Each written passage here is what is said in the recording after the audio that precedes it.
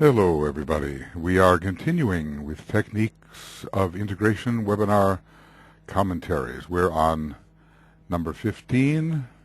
We have completed the stanza for the sixth ray and are now into Master DK's discussion of that stanza.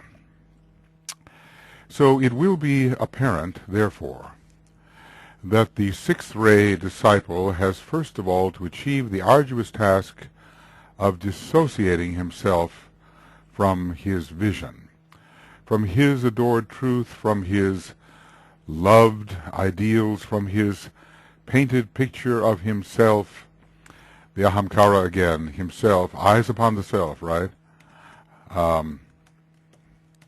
Eyes upon the lower self, as the devoted follower, the disciple, following his master unto death, and therefore, in one way, achieving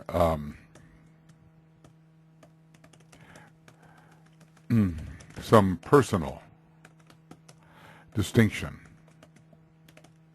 or recognition for so doing. I think it is very, very clear that this type of disciple or aspirant, let us say, craves recognition of some kind. And the glamour of special selection is one of those important glamours for the sixth ray type. And following his master unto death, if need be. Forcing himself from very love of form, and that's the first thing. At first, it is not the high spiritual ideal connected with some spiritual idea.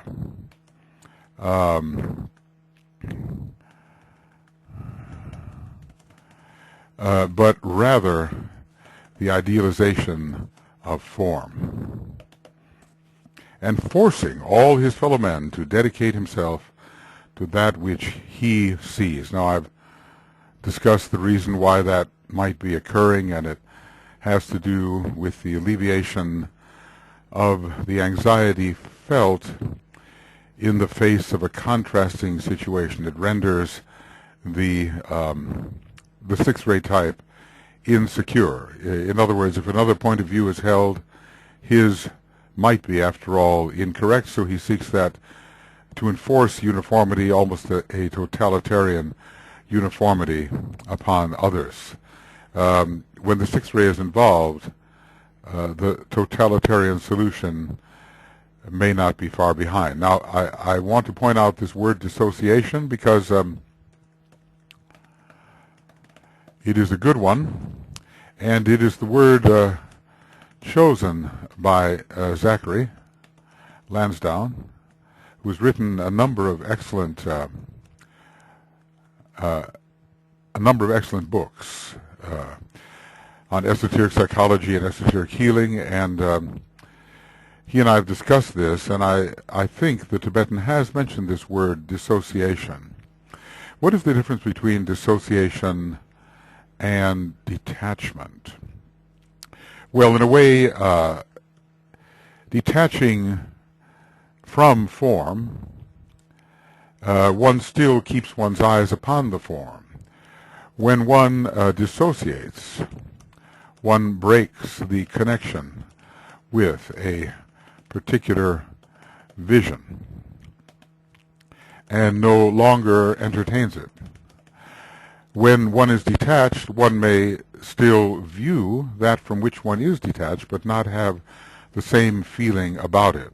So there is the need for a separation, need for a separation from that which was so assiduously followed.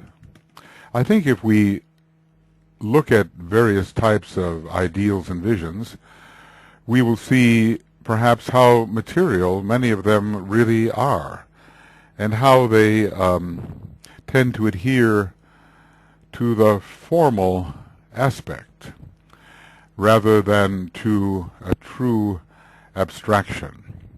I mean, to be devoted to the good is an abstraction, to the true, to the beautiful, those are all abstractions. But to be devoted to forms or symbols which represent those, that is an example of what DK calls acting or forcing oneself from the very love of form to adhere to a particular representation of an abstraction. So at first I would say,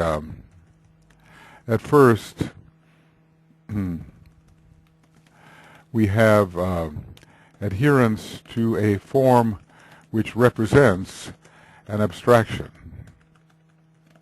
and only later to the abstraction itself. And I think, there are many relatively low consciousnesses which pursue the form of which represents the abstraction. So maybe we will, in fact, discover that the word dissociation is the word of power.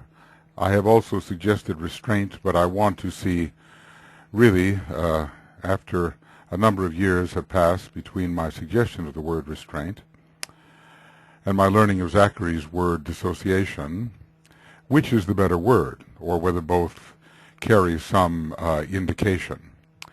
So, will dissociation be the word of power, or the sixth ray, or does restraint tell us something? Well, it certainly restraint will be useful in the advice by the soul to run not so straight. Hold yourself back and don't rush to the outer rim. And I suppose that one would restrain oneself if one no longer were attached or associated with a particular vision. They are both part of each other. Perhaps restraint follows upon dissociation, we might say.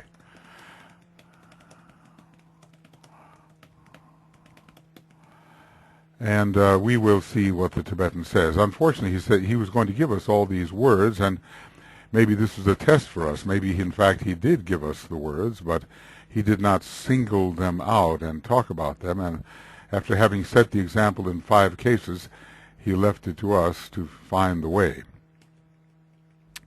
All right, let's move a little further here. It must be recognized that he, this sixth ray aspirant, lacks the wide love of the second ray disciple. It's a very focalized, channeled, canalized type of magnetic attraction. And it's not so much the drawing into oneself. Maybe I can find that definition. Not so much the drawing into oneself, which true love is. And it is this definition to which I wanted to call our attention, and we will see why it does not fit so well with the sixth ray approach. Love is an aspect of the will, which is a point very little realized by the mass of men. It is the will, or if we preferred to say the act of drawing, the will to draw into oneself, into itself, or the will to attract into itself. And this will, when exerted towards that which is not material, we, in reaction to the differentiating mind, call love.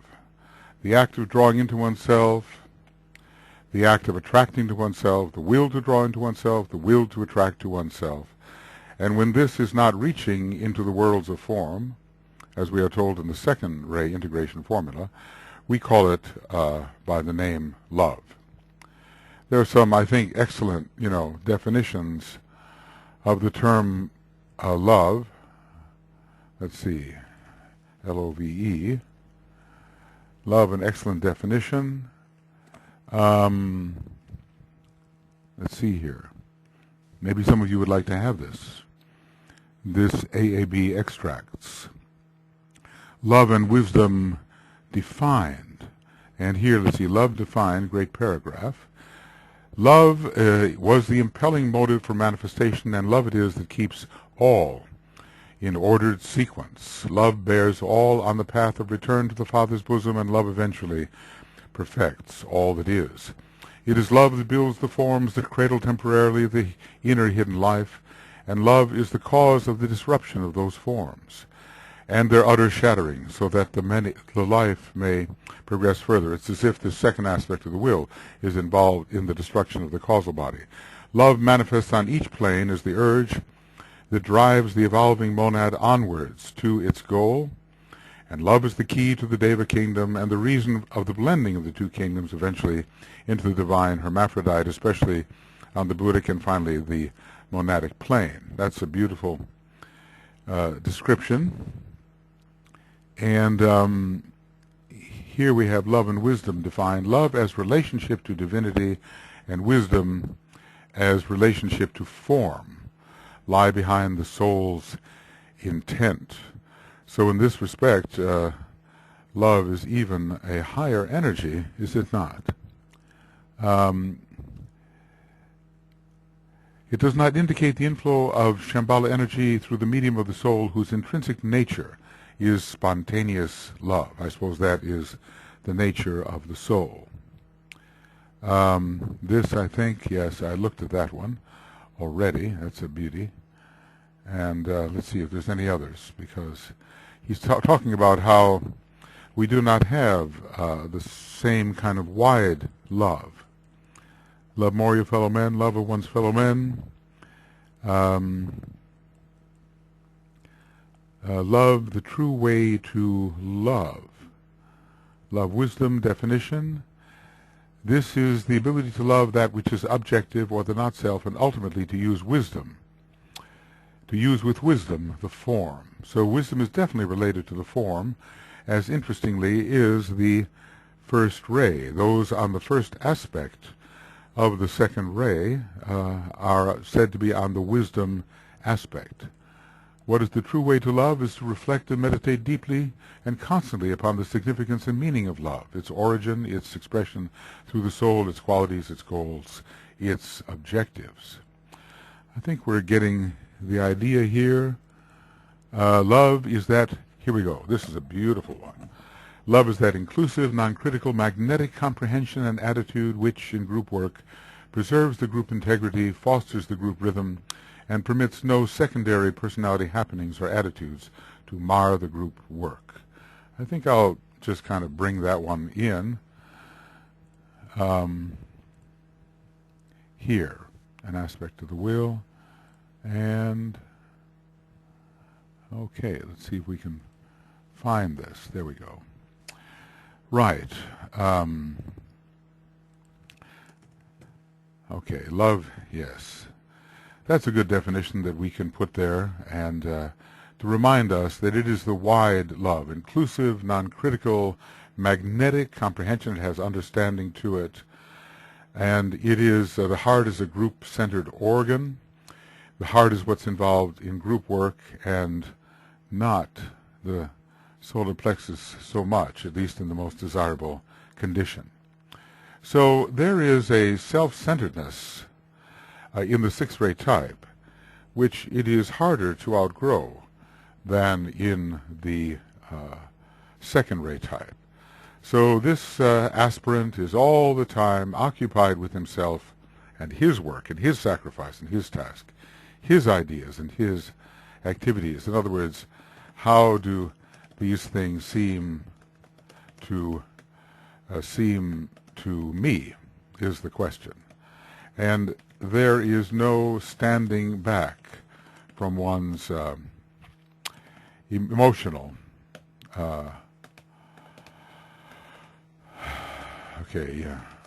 emotional, personal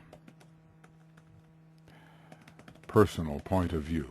He, the devotee, is lost in his devotion. Of course, the main thing is he fears being lost and excommunicated from his desired goal, which is the goal of everlasting happiness found in one object of devotion. So he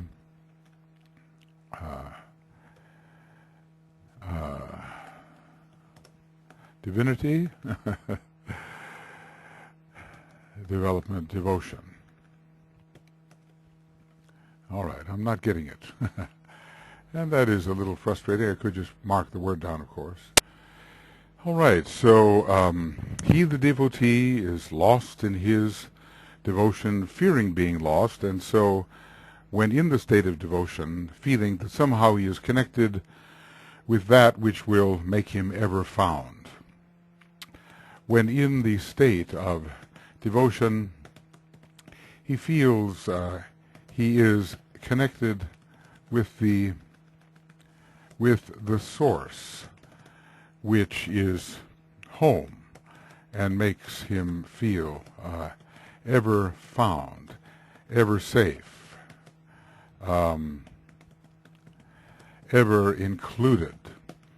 How many will go to heaven, after all? Is it only 144,000, or is that simply a misreading of occult numerology?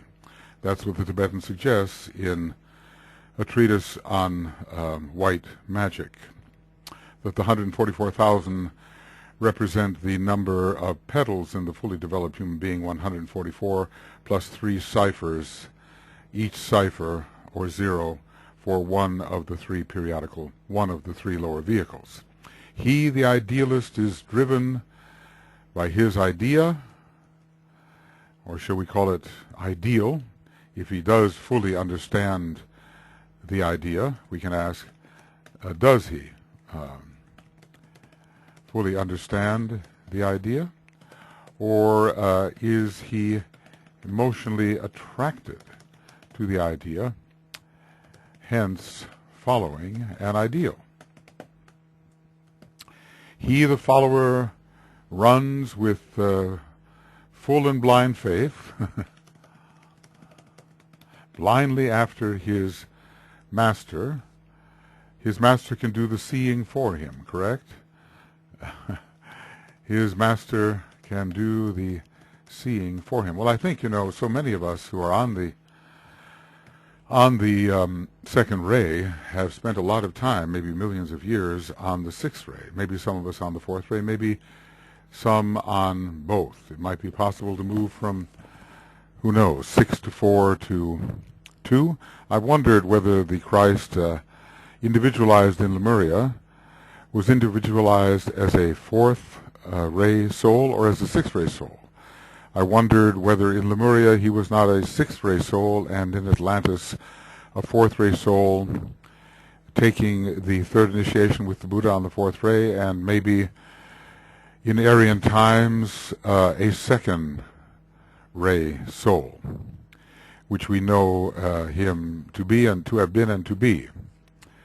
He, the follower, runs blindly after his master, after his chosen ideal, and loses himself again in the chaos of his uncontrolled aspirations. And this is a bit like the idea of the frenzy, found in connection with both the sixth ray and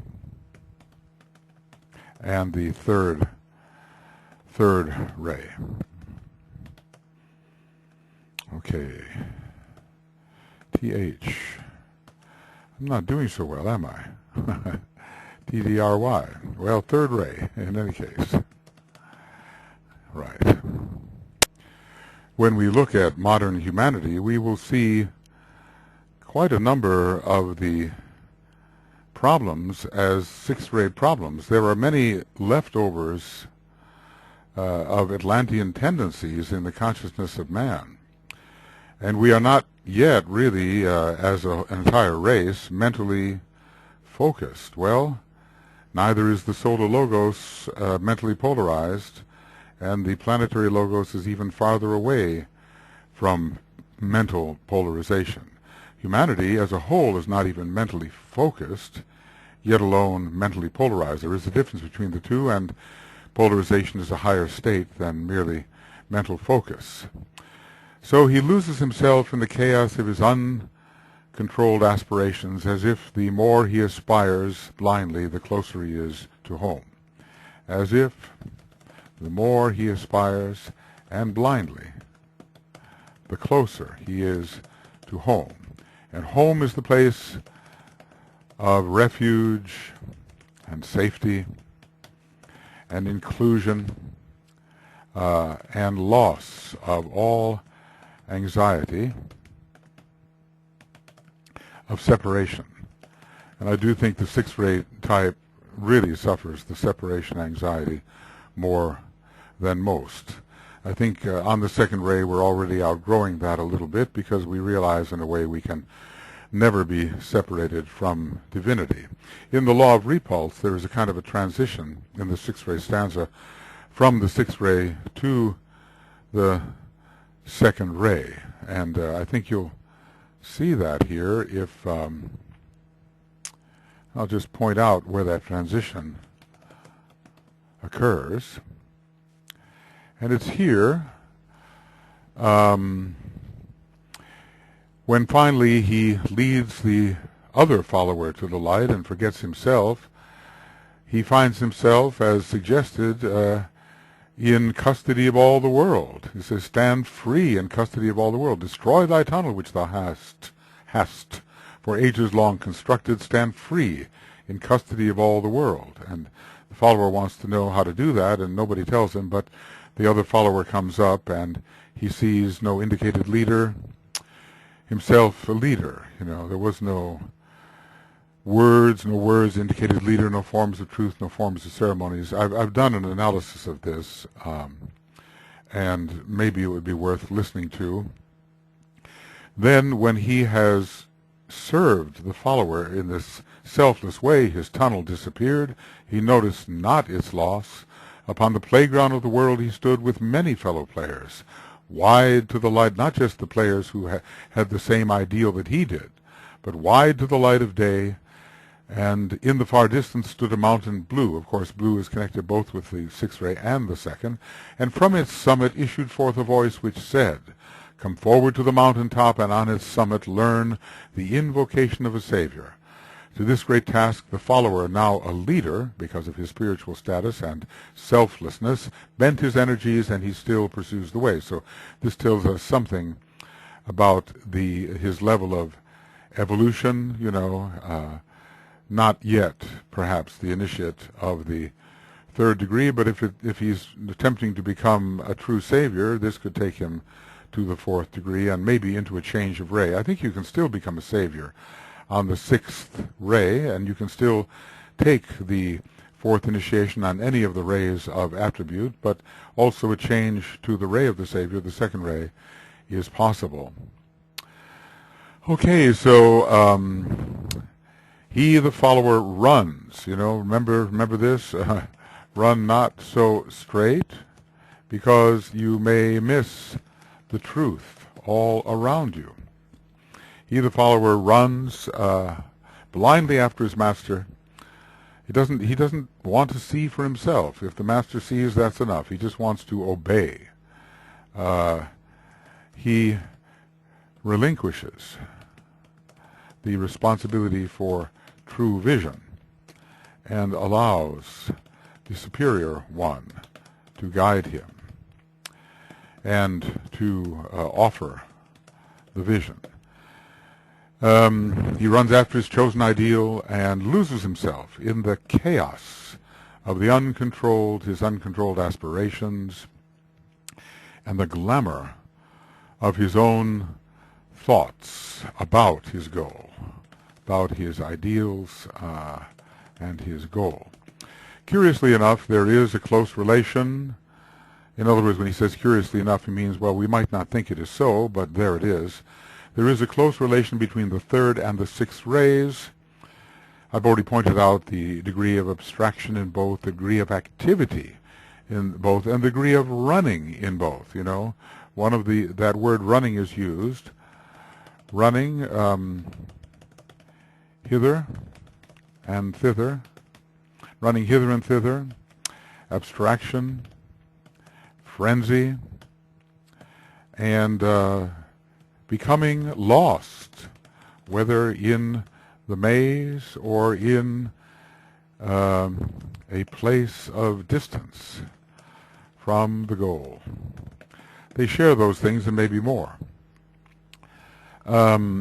So between 3 and 6, yes, just as there is between the first ray and the second rays and the second and the fourth. Well, we've talked about the middle position of the second and fourth. When we're looking for the similarity between the first and second, well, it's a mathematical. These are arithmetic relationships. And I suppose that the 1 and the 2 are both involved in the resolution a relationship into unity and oneness. It's hard, you know, in a way, the first ray and the second ray are very much a pair of opposites. One easily detaching, the other detaching with difficulty, one easily centralizing, the other centralizing only with difficulty, one easily including and the other including only with difficulty, but eventually so.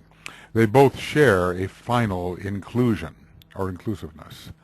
They both share a final inclusiveness. The fourth, fifth, and sixth rays have no such paralleling relationships.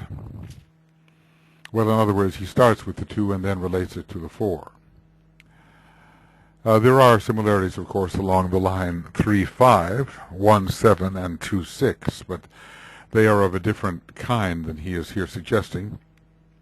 Yet it has been suggested in Esoteric Psychology 1.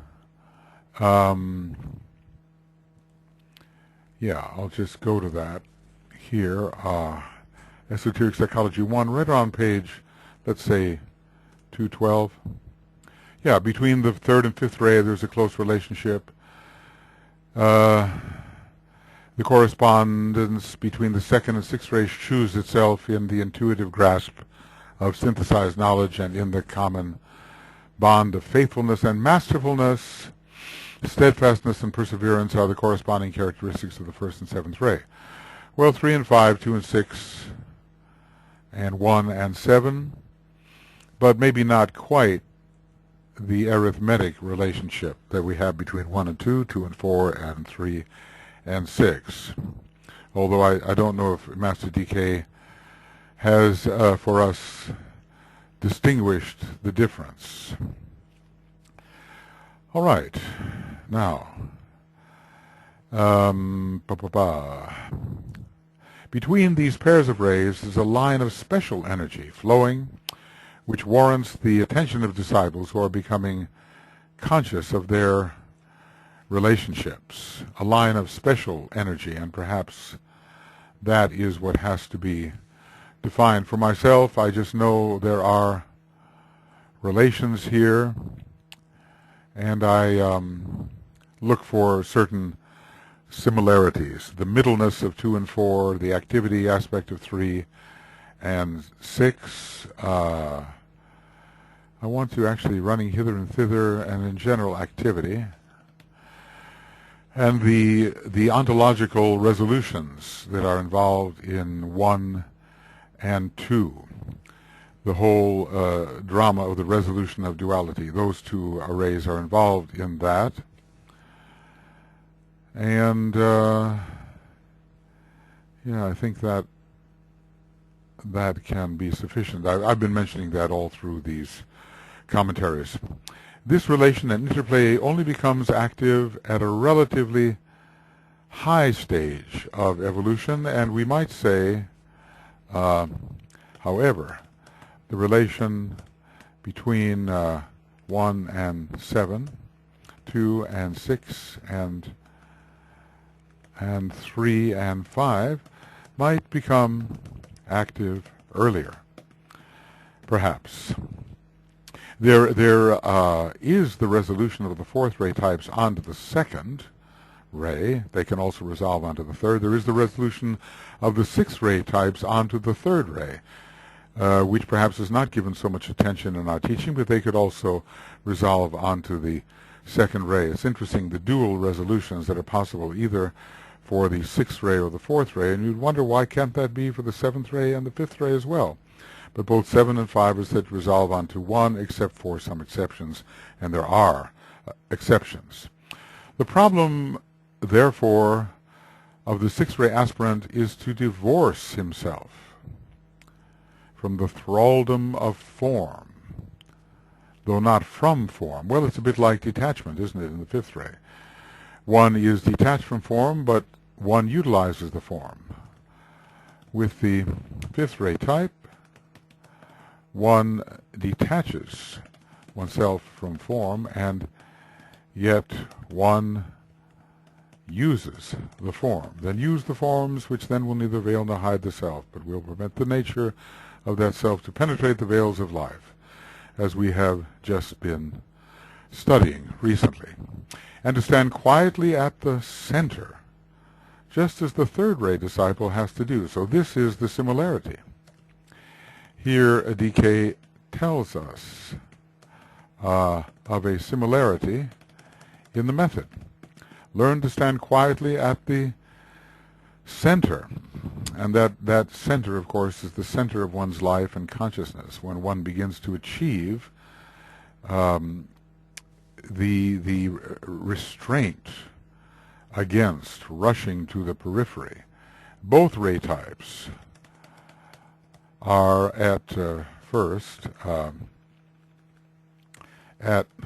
likely to be active upon the periphery of life, of experience. So here we have the word divorce, and we had the word earlier, dissociation. Okay. Note these two words, divorce and dissociation.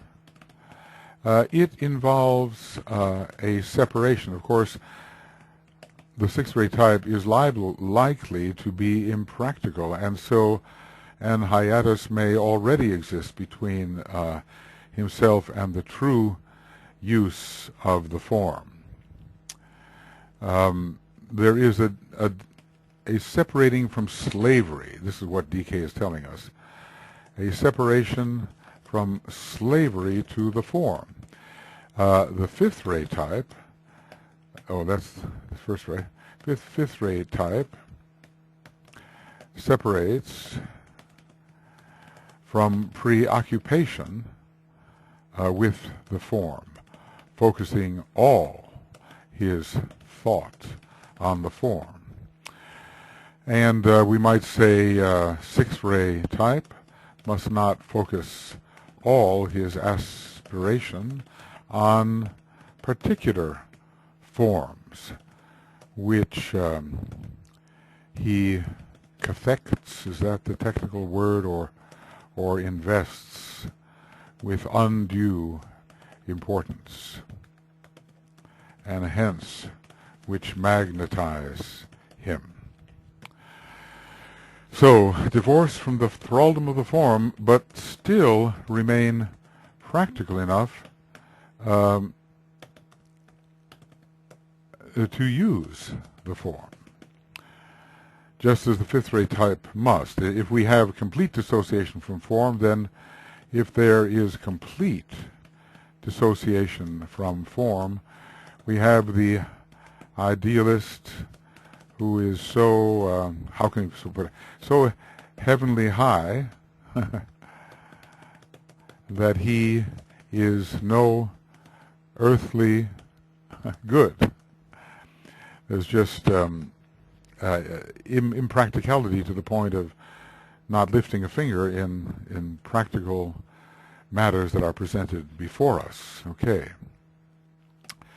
Now, let's see what else here.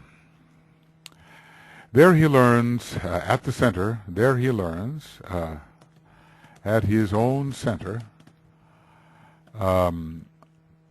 whether, it may not yet in the causal body, but at least his center as a soul in incarnation. There he learns breadth of vision and a right sense of proportion, and this is so important for the ray of undue emphasis, which is what it is. And of course, what glamour is really undue emphasis. Exaggeration and minimization. So he is always guilty of dismissing things as minimal and exaggerating his preferred things as maximal. And there at his center he learns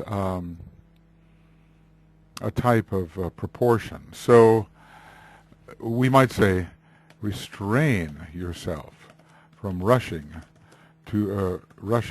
outward and away from your true center, which will give a better and truer, less glamorous perspective. So these two qualities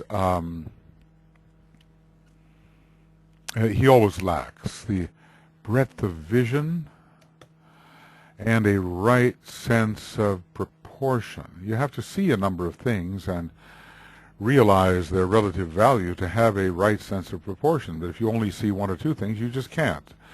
These two qualities he always lacks until the time comes when he can take his stand there and align himself with all visions, all forms of truth, all dreams of reality, and find behind them all God and his fellow men. So this is really a movement towards the second ray. I'm remembering Mary Bailey. She used to talk of the over-inclusiveness of the six-ray type. And at first I kind of wondered at that, because we know the six-ray type for being exclusive and not inclusive. But I suppose that once the six-ray type realizes it's been too exclusive, it goes too far in the other way, swinging to the opposite side, emphasizing the other of the pairs of opposites in that dichotomy of inclusion and exclusion. You see, in a way, this is not a vertical pair of opposites. It can be good to be exclusive, excluding ignorance, and including wisdom. It can be good to be inclusive rather than exclusive. Every type of inclusiveness suggests a type of exclusiveness and vice versa. And there is, inclusiveness, exclusiveness. Well, the thought slips me for the moment.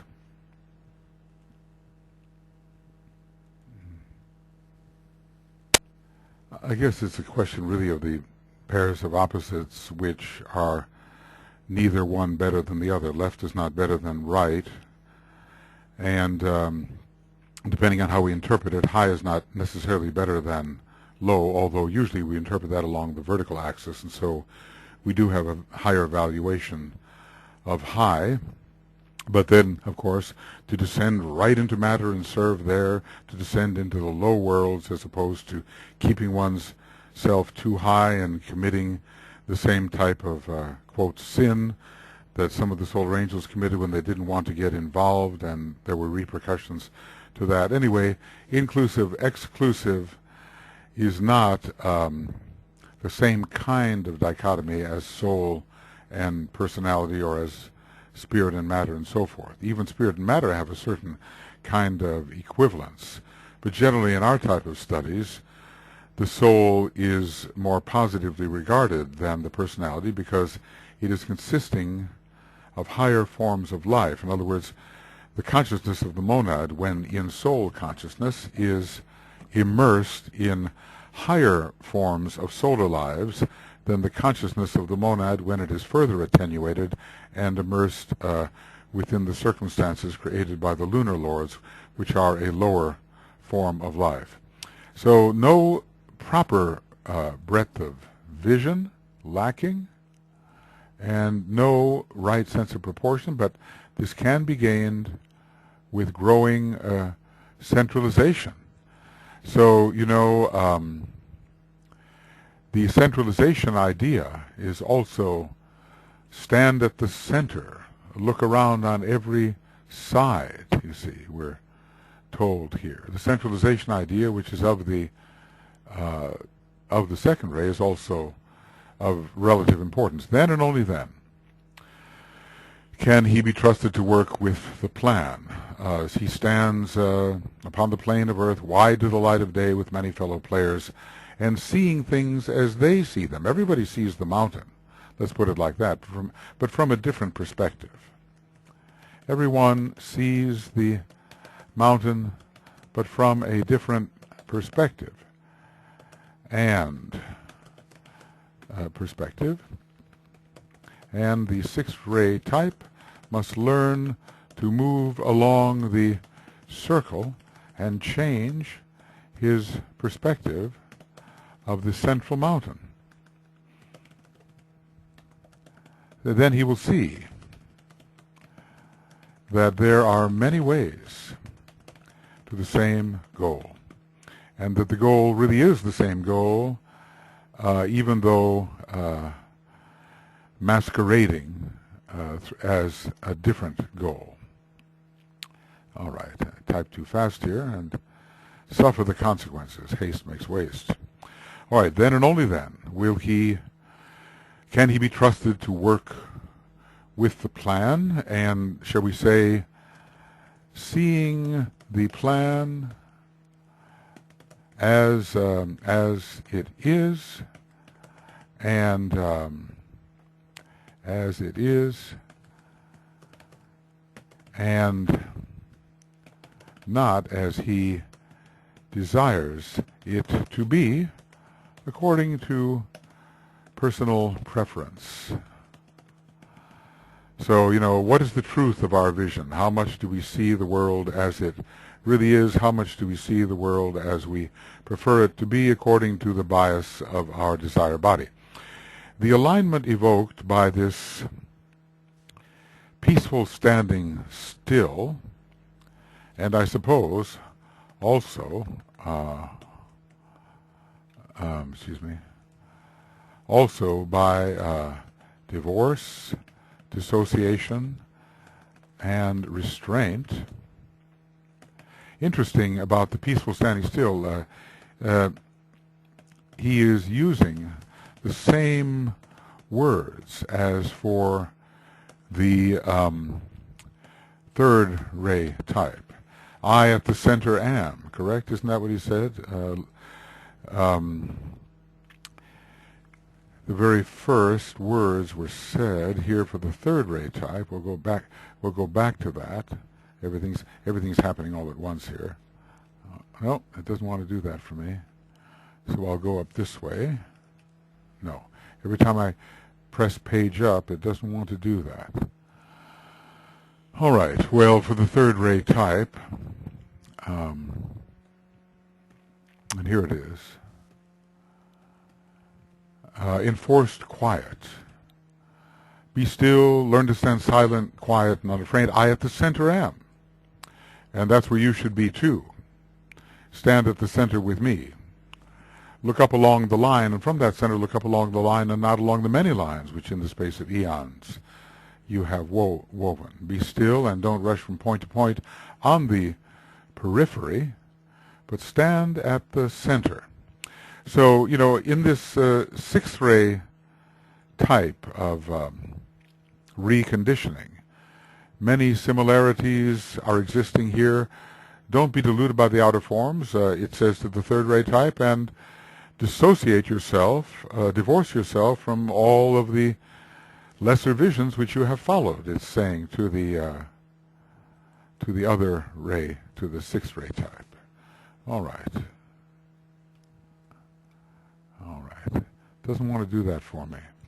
Sometimes it does, and you can go down a little faster, but now I'm not going to do that. So we will simply try to leave at least one of them right there on the spot, and we'll use another version of the AAB CD-ROM to move around. All right. So this peaceful standing still, this is, we can't say that the word is actually stillness, but it's dissociation followed by stillness and restraint. It produces a crisis. So this is the act that produces the crisis. Well, let's see. We can really say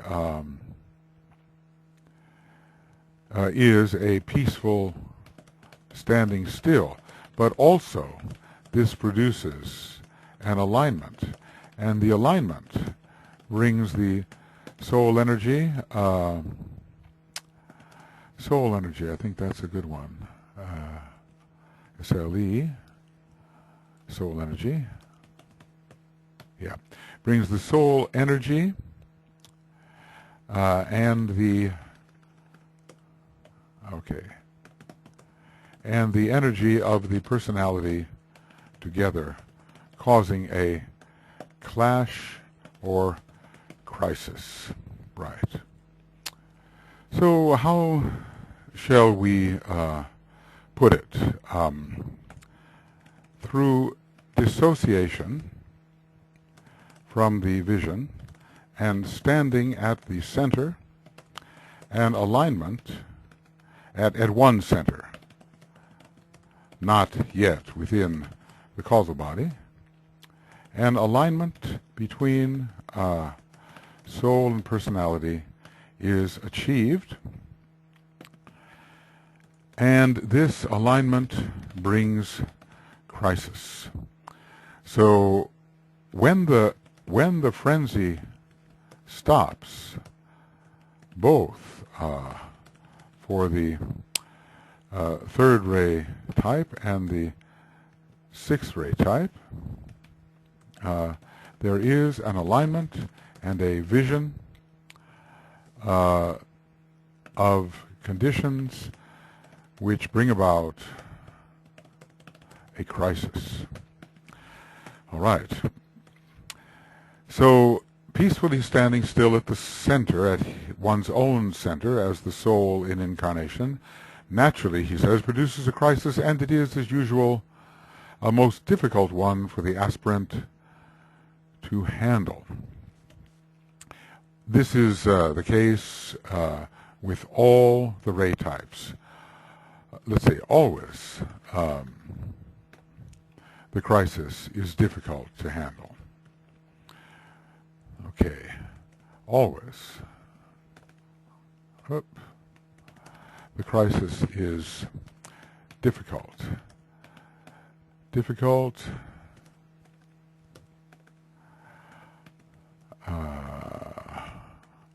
to handle.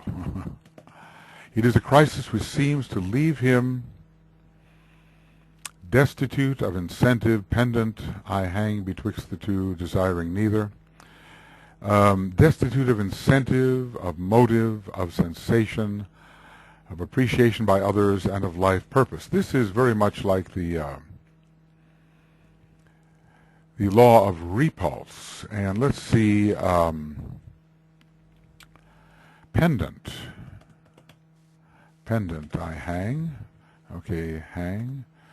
Let's see, H-A-N-G. Well, this would be the opening. Dimmed. The opening dimmed its light. Let's see, here we find that. Shutter seemed to close. The shutter, the opening dimmed its light, a shutter seemed to close. The vision he had seen no longer shone.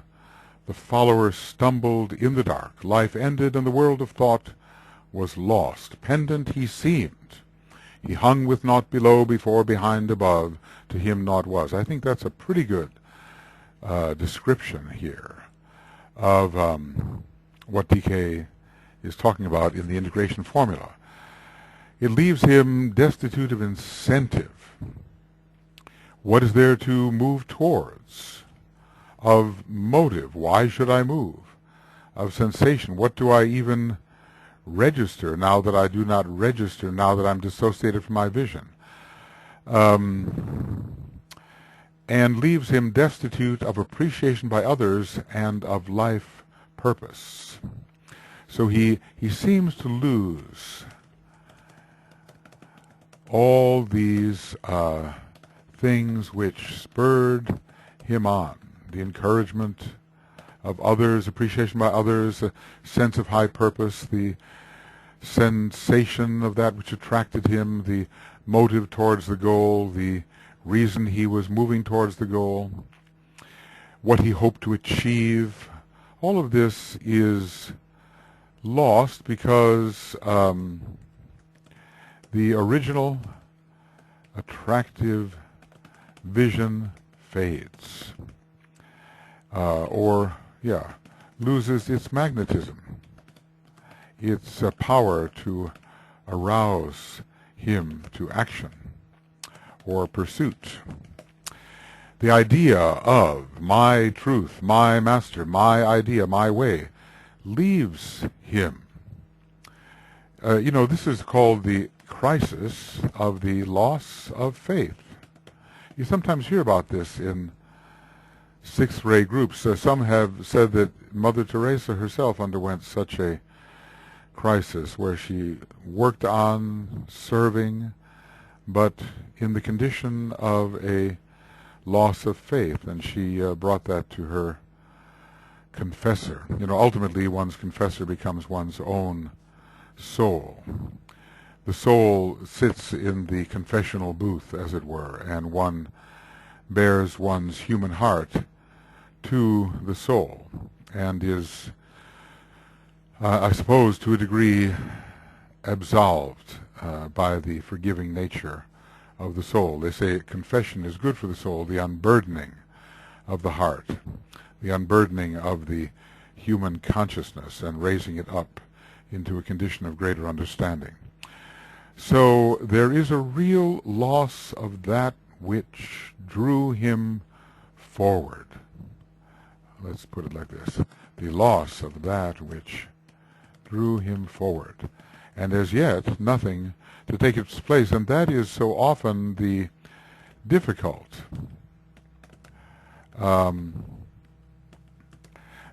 transitional moment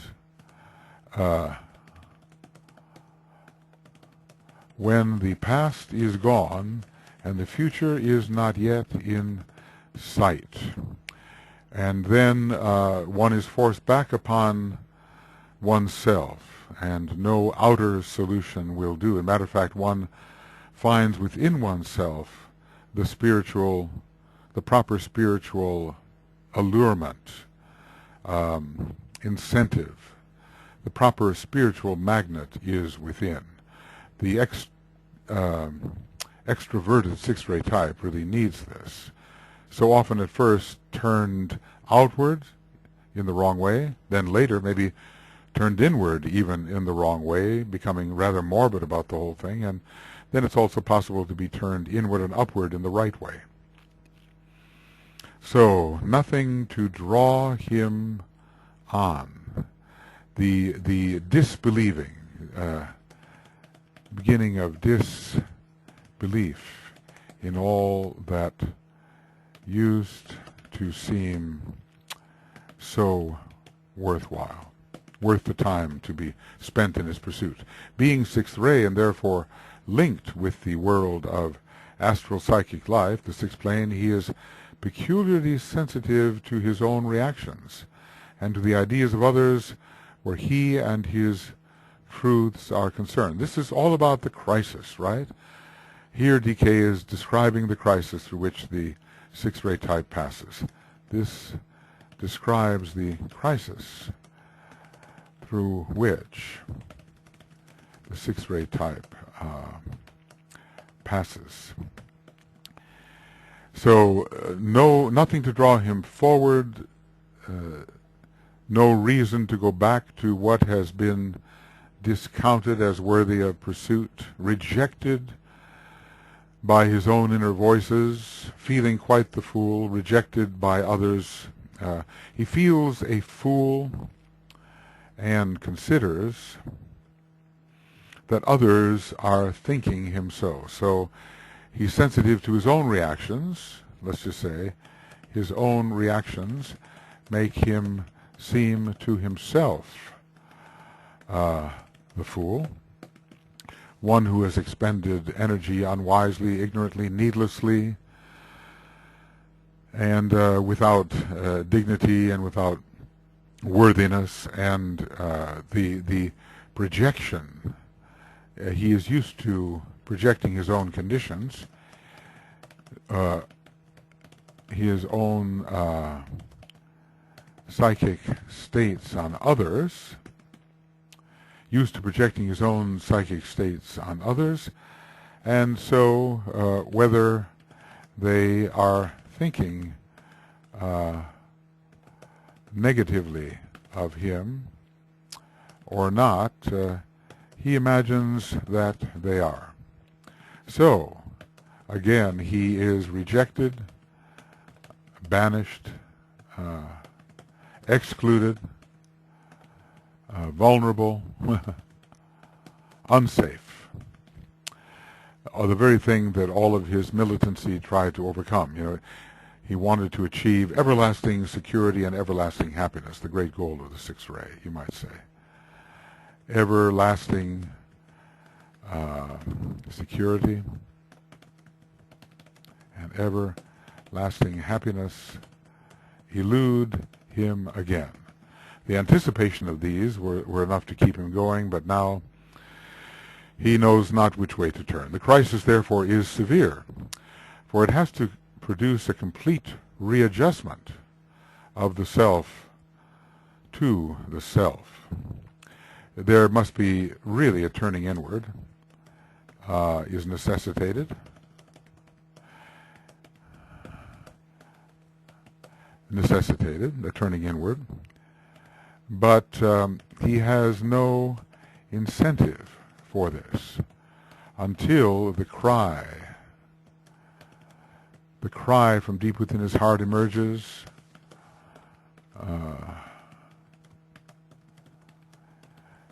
or the word goes forth from the temple of his heart,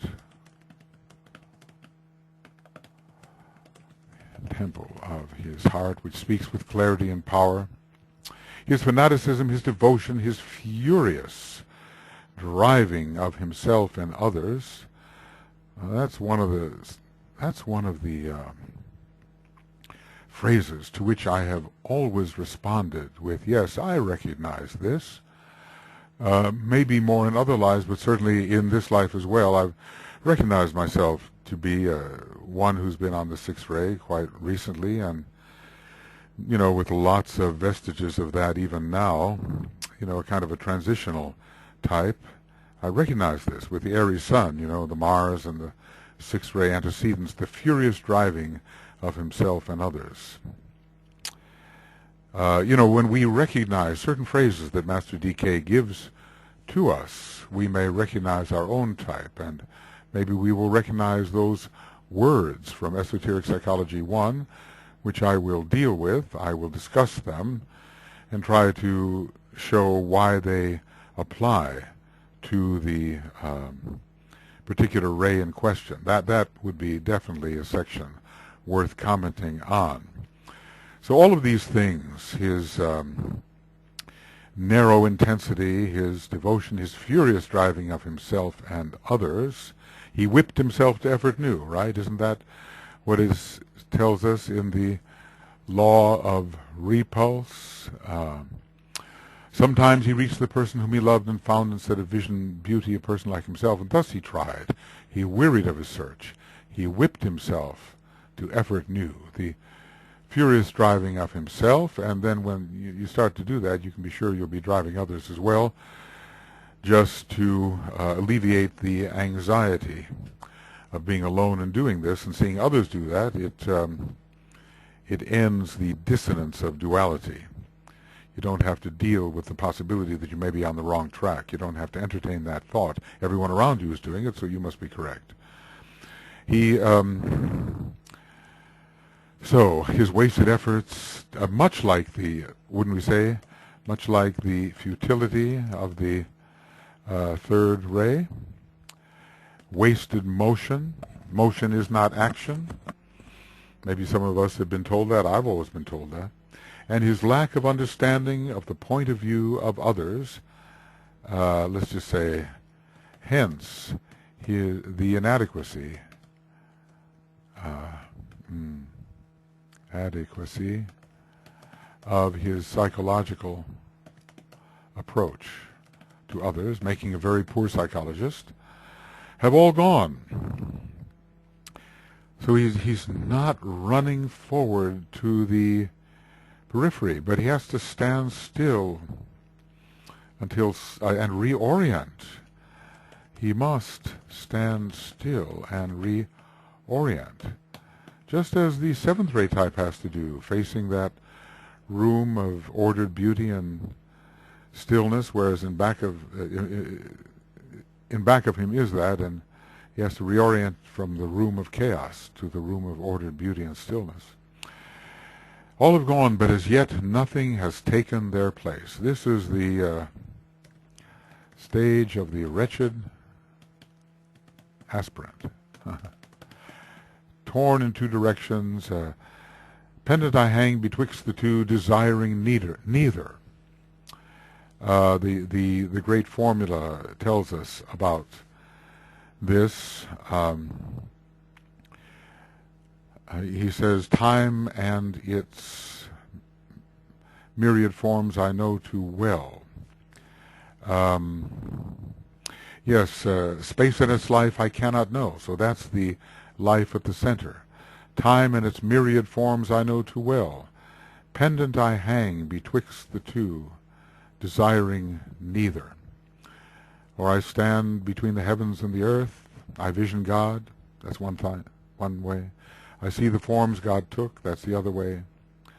Naught do they mean to me. I hate them both. For one I cannot reach, because he has not reoriented. And for the lesser of the two I have no longer any love.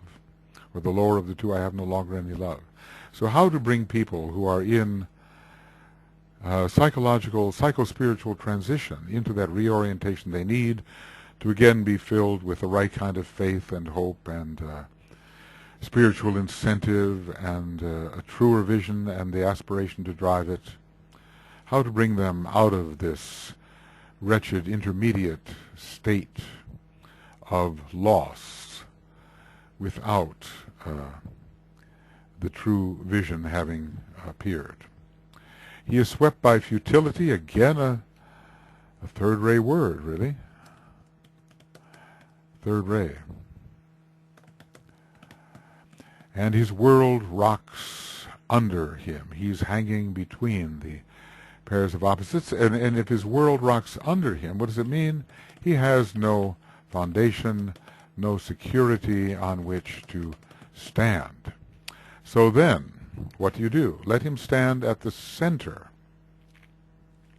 of his own consciousness as a soul in incarnation, fixing his eyes on the soul because he has reoriented himself, and ceasing activity for a brief period of time until the light breaks in. So light is the next phase. So we have this crisis of realized futility and loss of faith. And we have an alignment caused by peaceful standing still and no longer running after one's visions and beloved ideals. Of course, it also says that the peaceful standing still includes a crisis, induces a crisis, but we can see how both are related. The alignment is induced by the peaceful standing still and the crisis, both. The crisis of loss of faith, realized futility, no way forward or backward, and then ceasing activity and standing at the center until the light breaks in. So this is a very receptive stage. It's a stage of indetermination or non-determination. It's a stage of non-activity. It's related to the, in a way, related to the second ray.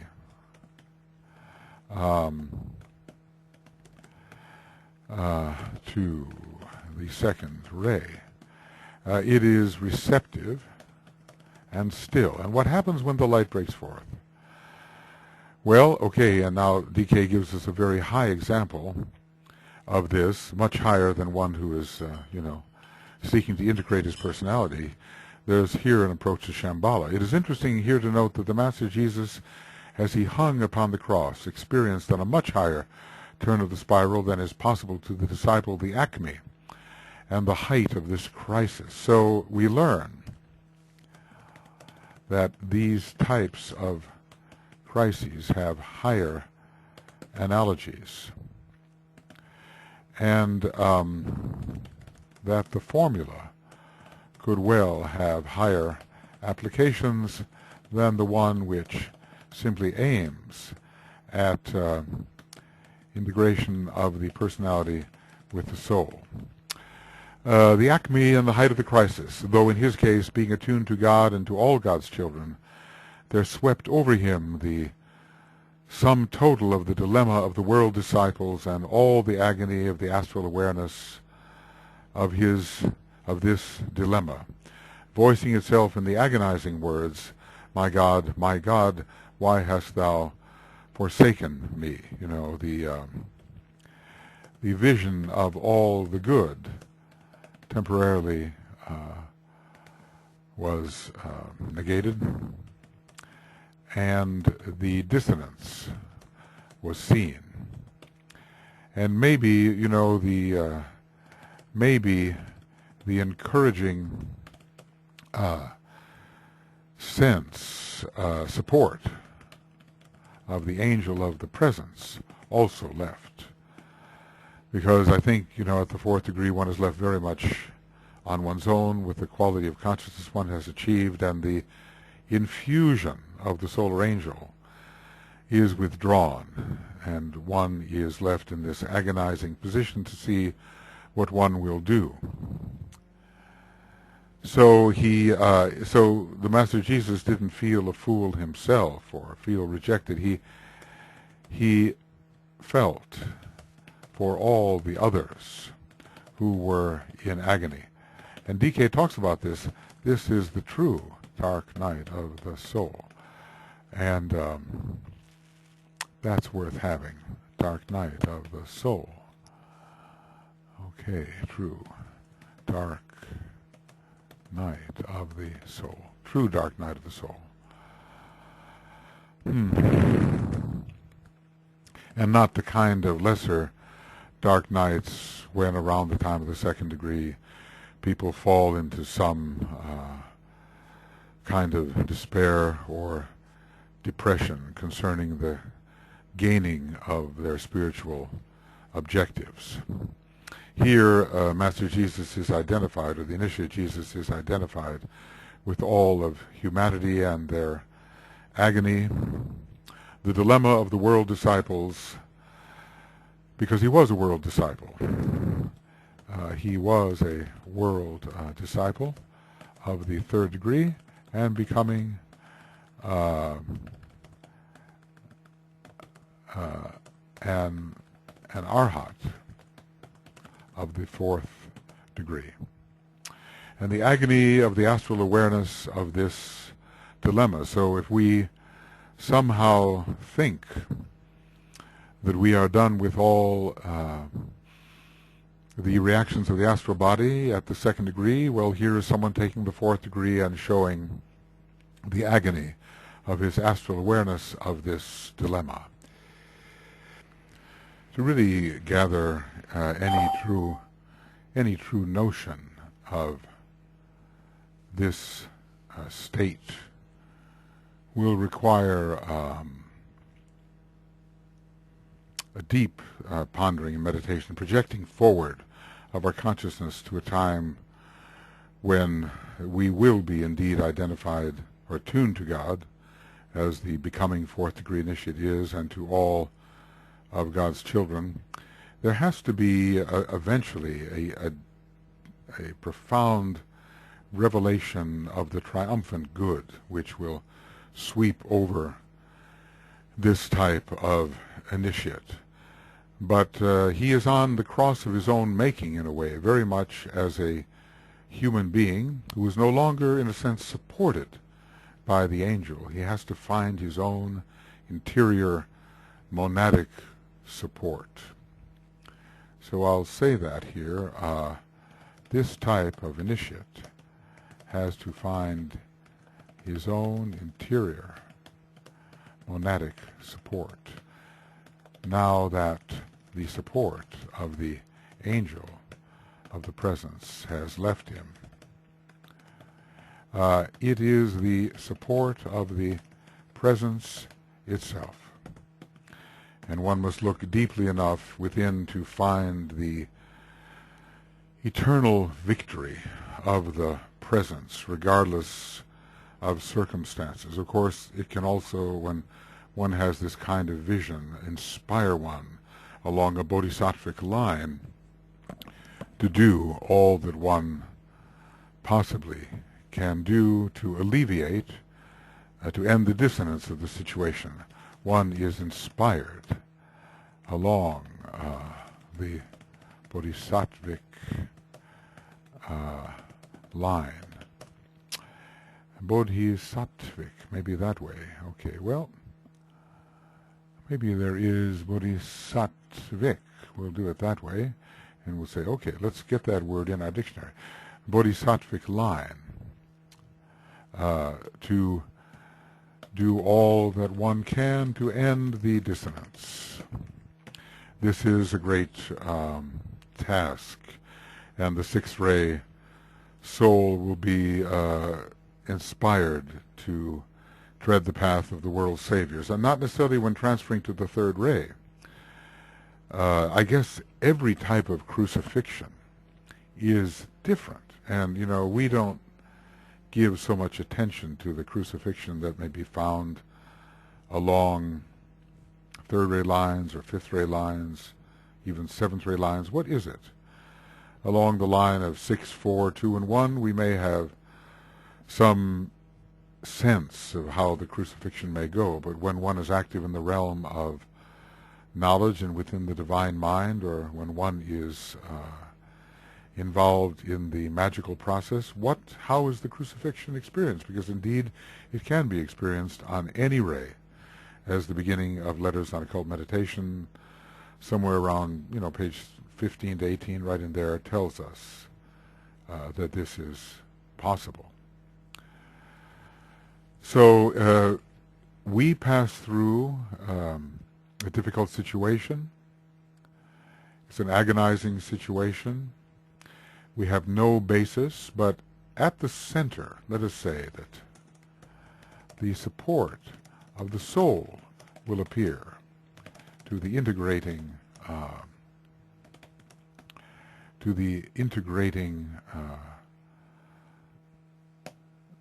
personality, integrating personality oriented towards the soul.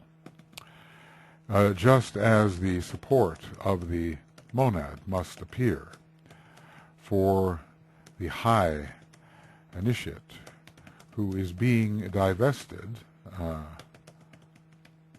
of his solar angel.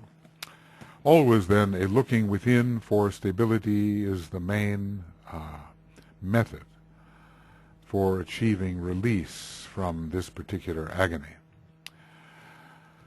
But by facing futility and himself, and by surrendering himself to the life at the center, and we see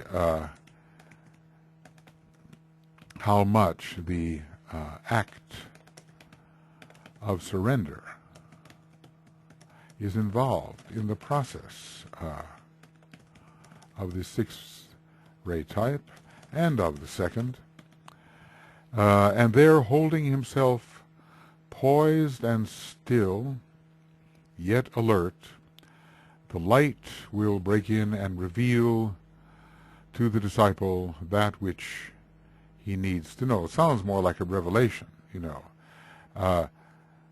Sounds like during the stage of crisis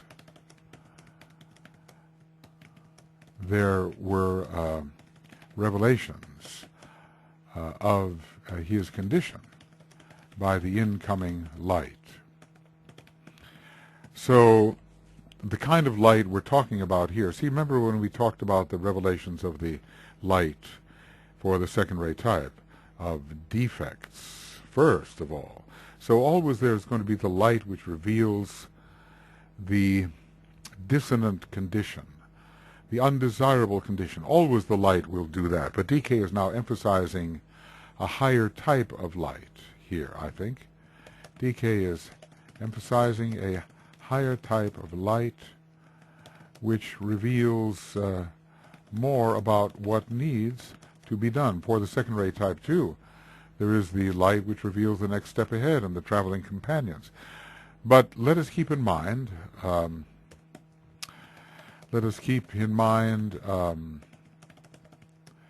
that the first access to the light during the stage of crisis will reveal defects and an undesirable condition into which the aspirant has, or which the aspirant has generated for himself. And I'm sure we all have taken that good, long, hard look at ourselves as more light has come to us, and we've seen all the way from the light that shocks to the light that disturbs, you know, to the light which for a while depresses. I guess we've all had that kind of revelation when one sees oneself in a new light. Well, I'll show you another stanza that takes us through the same thing. One sees oneself in a new light. What I'll do is I'm going to go and generate another one of these. Okay. And we'll see, turn on the light. Oh, is there nothing of that? Horrid sight. There's one for us. Okay. So, what dost thou see, O disciple, on the path, in this esoteric catechism, right? Naught but myself, O master of my life. Look closer at thyself and speak again. What seest thou? A point of light which waxes and which wanes and which makes the darkness darker. So one sees one's aspirational, inconsistent, inconstant aspirational self. Look with intense desire towards the dark, and when the light shines forth, grasp opportunity what appears. A horrid sight, O master of my life. I like it not. It is not true. I am not this or that, this evil, selfish thing. It is not me. I am not this. Well, that's the light of revelation right there. When you look with intense desire towards the dark, even the darkness of your own nature, the darkness has been made darker by the waxing of the point of light which you are, and look into the dark. What do you see? It's horrible. It's the dweller. It's the unredeemed self. It's the unfinished business of the past. Then there's one more step, thank goodness. And we can say, turn on the light with will and power and fierce desire, and then recount the vision that may come. What seest thou? Beyond the dark, revealed to me by means of light, I see a radiant form which beckons me. That form, would be the soul self, or the solar angel, or the angel invested in the egoic nature. What is this being standing gracious in the dark and in the light? Looking both ways, really. Is it and can it be my self? And so, rather than this vision of the horrible conditions that one has managed to generate by creating in the darkness rather than in the light, we begin to see the vision of the angelic self, oneself as the angel of the presence, oneself supported and pervaded by the solar angel. It is a beckoning form, giving us a sense of our own higher reality, which will lead into the presence itself. So this is from Rays and Initiations, and a catechism, it's called. I think there's also one just like this, similar to this, perhaps it's in Initiation, Human and Solar, or perhaps I'm just imagining that. So anyway, this light, we have to think about the light, because the light has a number of stages, and the first stage is always the revelation of the undesirability of the present condition, but then how to get out of this present condition. There must be at least some light in this crisis, It's not necessarily the light of extrication. It is the light which reveals the inadequacy. And then comes the light of extrication. I'll use that sort of third-rate word, is always included in this process of the shining of the light following crisis. But light is also available during the stage of crisis, and it is what one sees in that light which makes the crisis worse and deeper. So the light will break in and reveal to the disciple that which he needs to know. He learns to express that inclusive love which is his major requirement, the expansion and deepening of the love energy. And, the revelation from the mountain blue helps with this, where he's learning the invocation of the Savior, and to let go the narrow, one-pointed attitude which he has hitherto regarded as love. So we might say devotion is a phase of love, but a preliminary phase. Of course, we as monads are lords of ceaseless persevering devotion.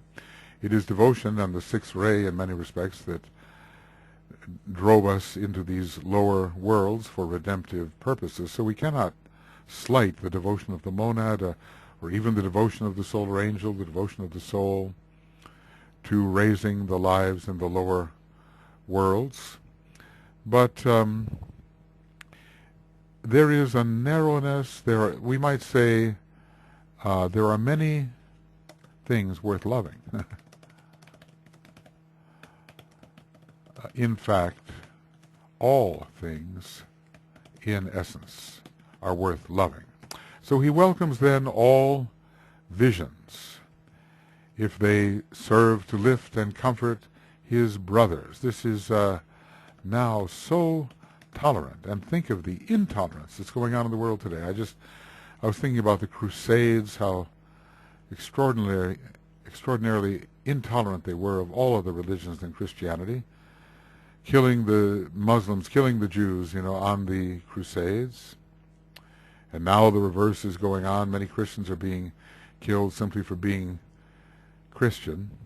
This is not the second ray stage.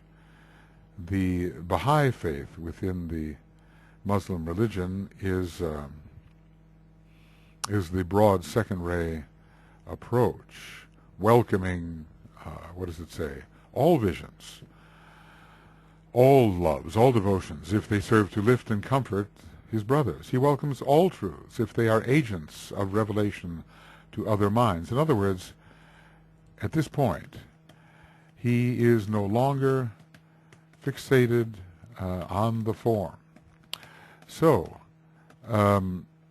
we might say there is a revelation of truth beyond form, and of many forms which are useful in arriving at the truth.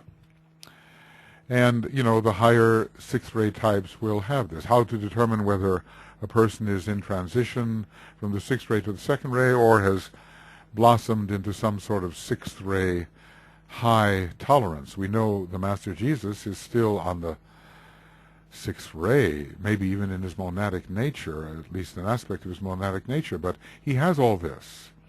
He's not per se on the second ray. He's the head of the great sixth ray church under the influence of the second ray Christ, and he has developed this tolerance for all. So it might be called, all this,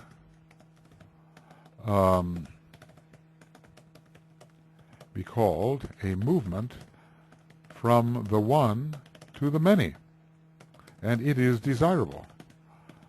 The reverse of the third ray motion. The third ray has to look up along the line and not along the many lines which in the space of eons have held him prisoner. But the advanced sixth ray type, having been so narrow, has to diversify, and some of the appreciation of multiplicity, which the third ray type has, comes to the sixth ray type.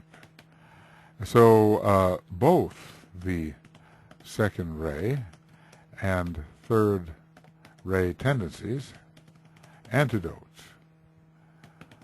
the usual sixth ray approach. And he welcomes all dreams if they can act as incentives to his fellow men, because he sees God.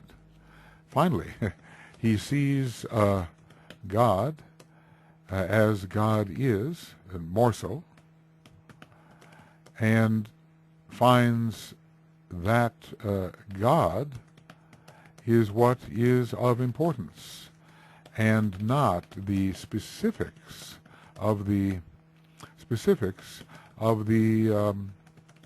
ways to God. So what is said here, see if we can go there.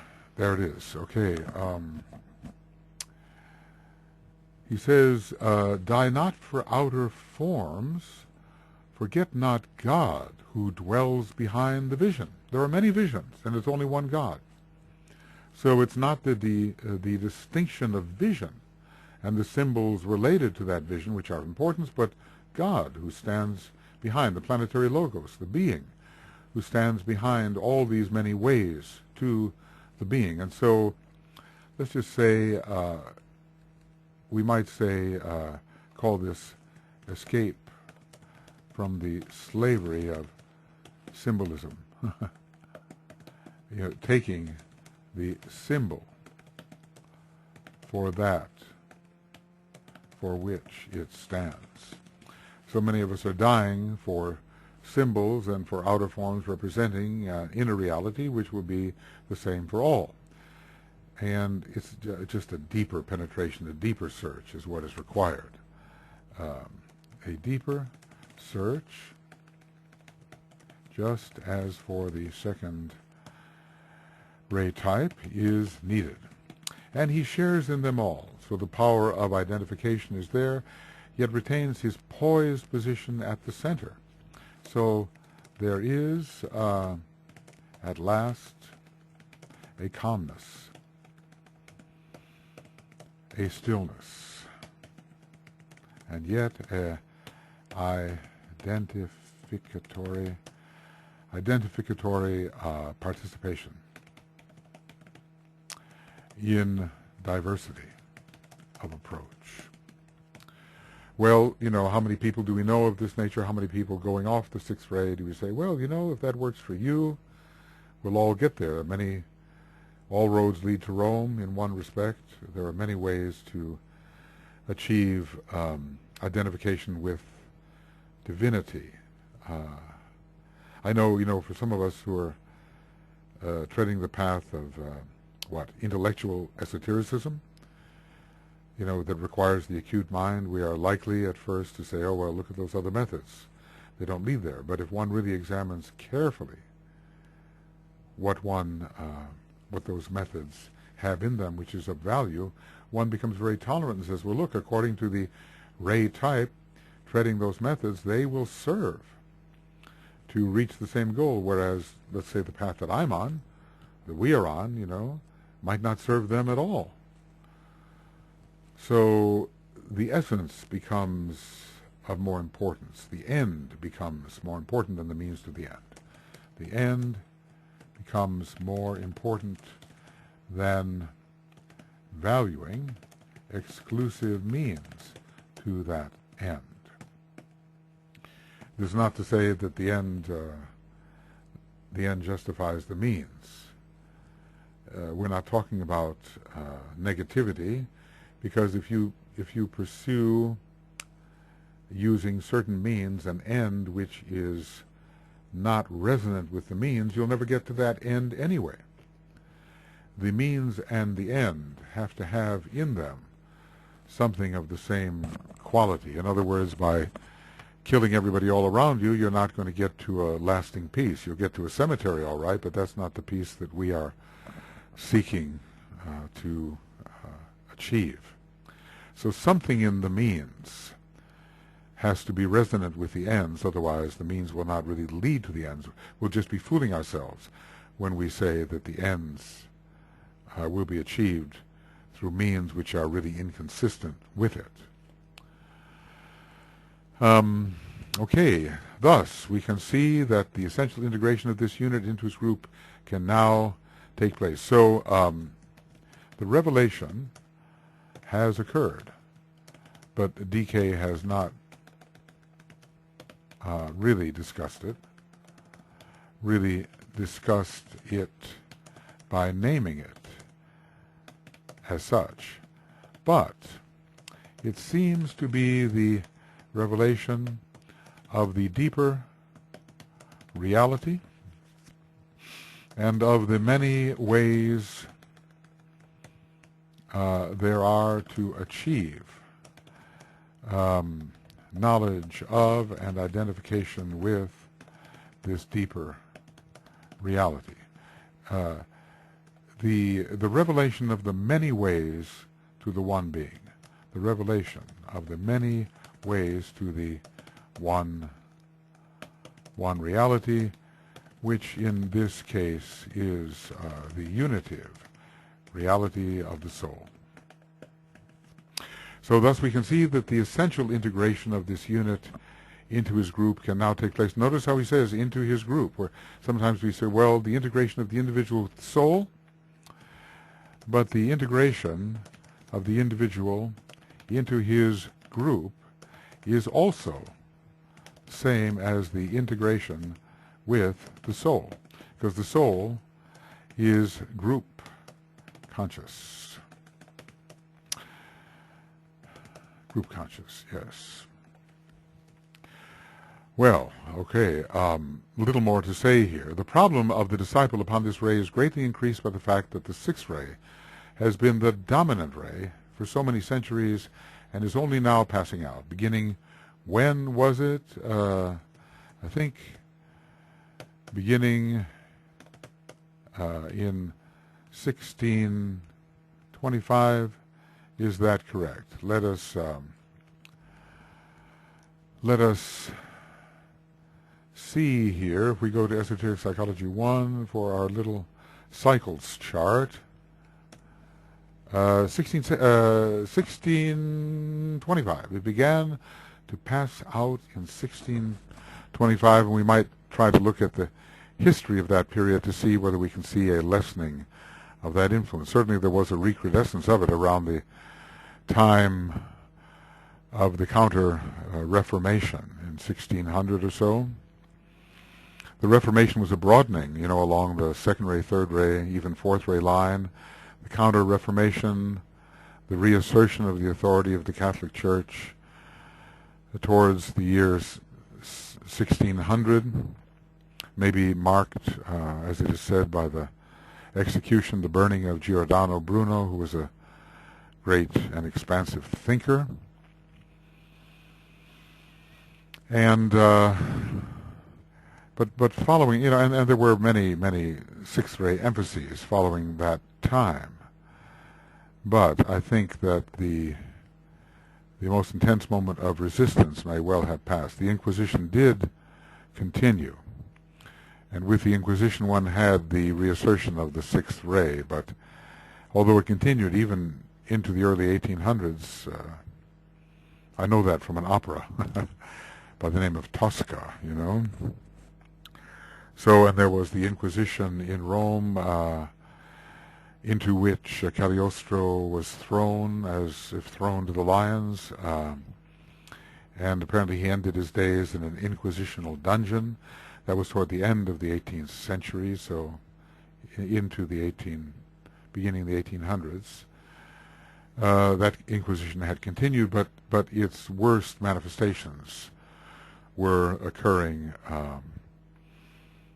I think, up to the year 1600, and perhaps began to lessen after that, though we had quite a bit of terrible persecution in Germany and in other places where the witches were hunted, and maybe that was taking place in the 1600s. Fear, superstition, all involved in that kind of witch hunt. But really a rejection of the seventh ray, actually, is what it was all about.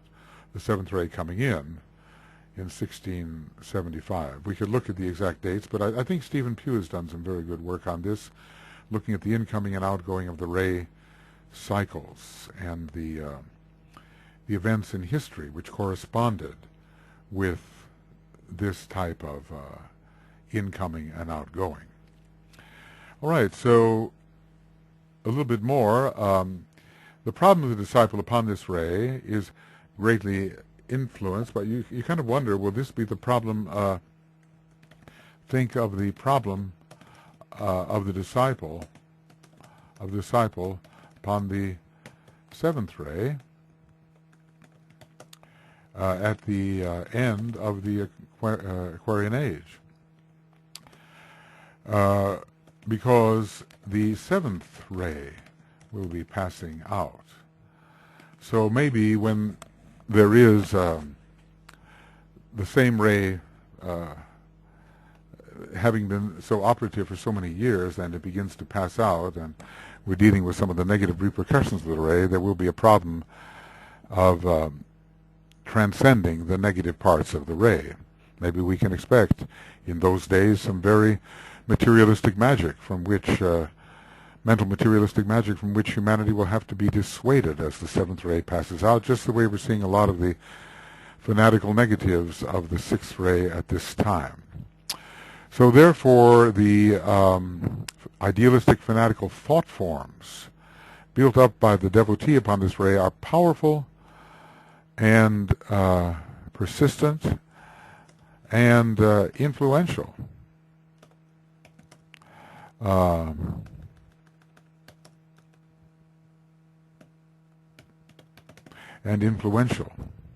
Upon those who still focus upon the sixth ray in their soul nature. The world today is fanatically idealistic. This is pervasive, regardless of what our ray may be, and this is one of the causes of the present world situation. We have the fanatical pursuit of the higher ideals as announced in the Four Freedoms. We also have the fanatical pursuit of speciality, fanatical pursuit of eminence, of race, or of material national form. This was in the time when the races, the idea of the master race was prominent in the persecution of those who were not. Now we still have it. The fanatical pursuit of the eminence of religion. Of religion. My religion's better than your religion. How do we know? Well, it's the latest one, isn't it? Well, is it? You know, hanging on to these rather crude, concrete-minded fixations for the sake of the security of the psyche. So one can feel safe and one can feel important. You know, egoism is for both. We might say that egoism helps the egoist feel both safe and important, the glamour of special selection. So is this being reduced now to some extent? This was in the 1930s that this book was written, and Mars has since faded in some of its most destructive aspects from the world scene. We've been told somewhere, you know, following the war. But we do see a recrudescence of this in the religious situation, and people are really, you know, blind warriors in the incompletely understood cause. It's very serious, very dangerous, and with God on your side, how can you lose, and how can you help but be cruel, because God sanctions your cruelty. God desires this, God desires that, some anthropomorphic projection upon God, not the philosophical deity at all, not the great encompassing intelligences, but almost like tribal, religio-tribal gods are at work at this time. We might even say that religio-tribal gods are today asserting themselves through the projection of the ignorant psyche upon the idea of deity. It is hard for the man who is the one-pointed devotee to free himself from the prevailing influence of the sixth ray. Hard to see beyond the obvious, hard to see beyond that which grants you inclusion, belonging, security. For the energy thus generated feeds that which he seeks to leave behind. So we are, the sixth ray type is fighting with the the momentum of the sixth ray and the forms of thought which have been generated and are persistent. If he can, however, grasp the fact that devotion, expressing itself through a personality, engenders fanaticism, and fanaticism is separative, frequently cruel, and often motivated by good ideals, but that it usually overlooks, there's one of those words, the immediate reality by rushing off after the self-engendered vision of truth, he will go far along the way of solving his problem. He must recognize these things. So these are required recognitions, and in a few words, DK has summed up what I was trying to say earlier. So here, the solution is offered. And this word overlooking, or obliviousness, as I say, if you're running off towards the ideal, and it's really a self-engendered vision, it's not a vision of reality at all, it's something you cooked up, really, something the individual has, I'll use the slang, cooked up for self-engendered, overlooking the immediate reality, so thus no common sense, such as the fifth ray type has, lack of common sense, and thus of adjustment, of action to the world situation. Rushing off. Run not so straight. Do not rush. Rush not from point to point. Notice the word rush found in both the third and the sixth ray. The word rush and its derivatives,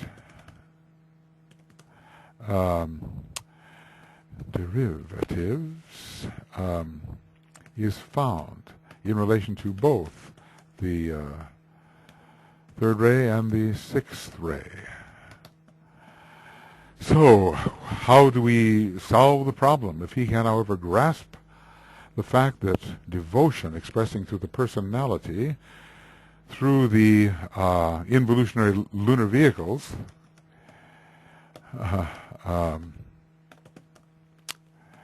involutionary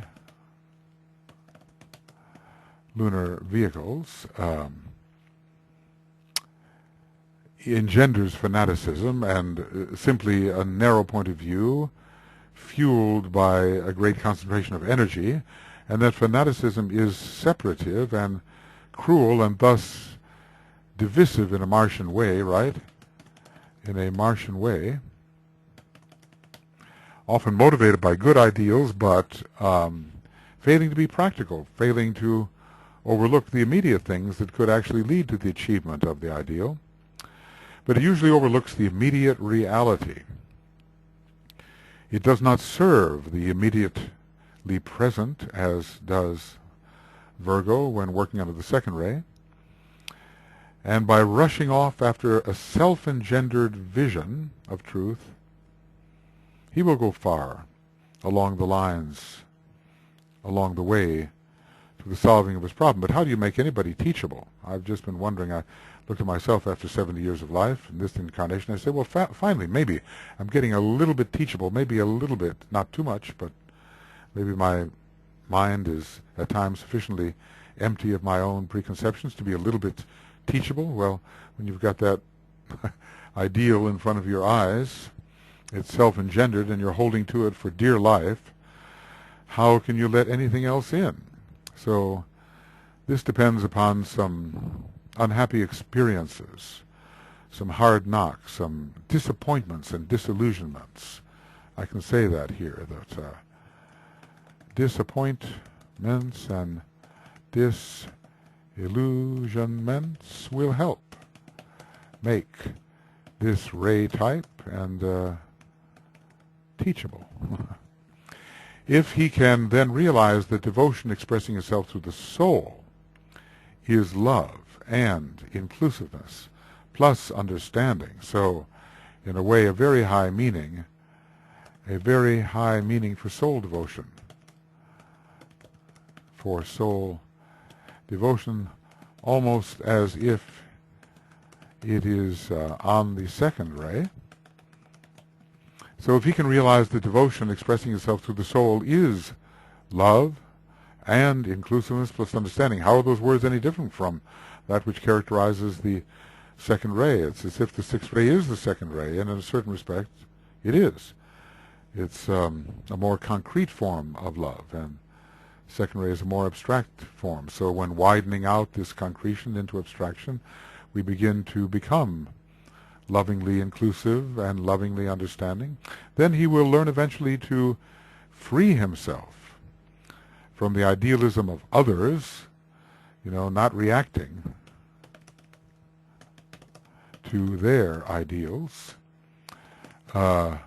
with a negative, rejecting response, and not reacting to his own ideals with something which does, with a way that only confirms them and emphasizes them, but not standing back to see them as they truly are, not an unbiased vision.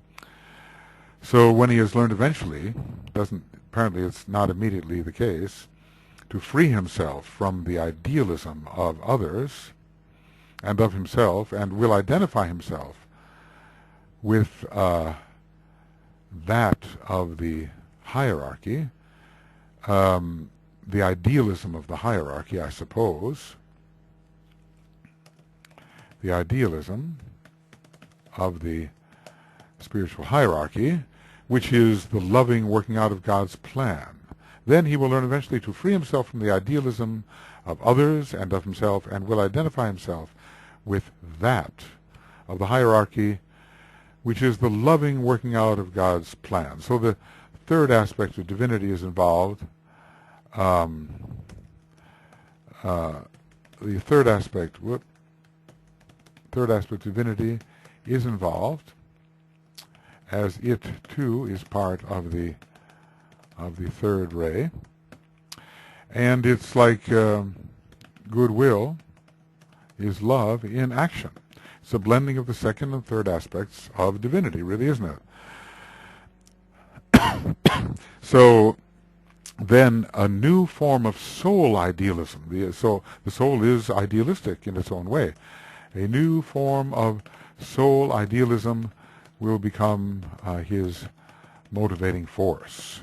It is free from hatred, from intense emphasis upon an aspect or a part, so hence it has a sense of proportion, and is not limited by the sense of time. And I would say that both the sixth ray type and the third ray type are limited strongly by the sense of time. Saving yourself in time, completing what you want to do in time. The idea of evanescence is so clear. Vanishing is so clear to both types. So accomplish before your time is out and up. Interesting how we in English say your time is out, your time is up. Out and up, prepositions. I think people who study the English language coming from other perspectives note these funny use of prepositions. So this is what is said of the sixth ray and its integration formula. It begins in a state of frenzy and pursuit and ahamkaric emphasis, and the result of all of this is disappointment and the disappearance of the vision which provided incentive. After having followed many changing visions, none seem to work, and depression ensues, and a state of suspension hanging pendant between the future and the past. What shall be done? There is no knowledge of what should be done except that the voice of the soul speaks and starts to give the good advice.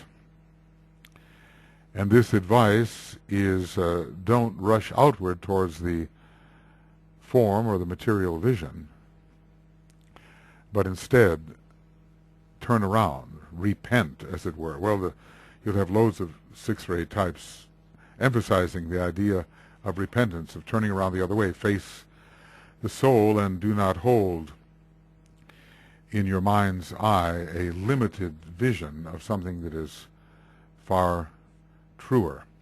How does all this happen? You know, there is this stopping in the center and remaining still. Let's just say after much disappointment, after much non-fulfillment, then stopping in the center, remaining still, alignment is produced, and the soul can draw nearer and clashes with the personality, emphasizing the uselessness, the futility, the uselessness of the previous way of pursuing. And so the previous incentives disappear, and there is the need to see a new and perhaps more soul-centered or abstracted vision, a not so form-oriented vision. This will come into the life as one stands still. The light will break in. The light breaking in reveals the soul and its world and other highly desirable objectives within oneself. So one turns towards the soul and the light gets stronger and eventually strong enough to reveal what the soul is, what God is, and the possibility of the many ways to God. The revelation of the nature of the soul and of the many ways to God.